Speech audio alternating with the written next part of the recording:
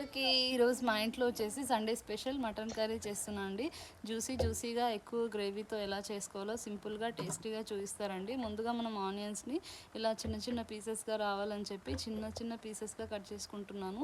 ఎంత సన్నగా చాప్ చేసుకుంటే అంత ఎక్కువ గ్రేవీ వస్తుందన్నమాట. సో అందుకనే అలా కట్ చేసుకున్నాను. ఆ తర్వాత మటన్ తీసుకొని నీట్గా 2-3 టైమ్స్ వాష్ చేసుకొని అలాగే కొంచెం పసుపు, ఉప్పు, కారం, ధనియా పౌడర్, అల్లం వెల్లుల్లి పేస్టు, ఆయిల్ ఇవన్నీ కూడా మసాలాలన్నీ వేసేసి మంచిగా మిక్స్ చేసేసుకొని బాగా పట్టించి ఆ తర్వాత ఒక 30 మినిట్స్ పక్కన పెట్టుకున్నాను. ఆ తర్వాత స్టవ్ మీద ఇంకొక కుక్కర్ పెట్టుకొని ఆయిల్ వేసుకొని ఆయిల్ హీట్ ఎక్కిన తర్వాత మనం కట్ చేసుకొని పెట్టుకున్న ఆనియన్స్ని మంచిగా గోల్డెన్ రెడ్ బ్రౌన్కి వచ్చేంత వరకు కూడా వేయించుకోవాలి. ఆ తర్వాత మ్యారినేషన్ చేసుకున్న మటన్ని ఇందులోనే యాడ్ చేసేసి మూత పెట్టి మగ్గించుకొని ఆ తర్వాత కొంచెం వాటర్ వేసుకొని ఆ తర్వాత నేను ఇక్కడ ఇంకొకసారి మూత పెట్టి మగ్గించుకొని సాల్ట్ వేసుకొని టమాటా యాడ్ చేసుకున్నానండి.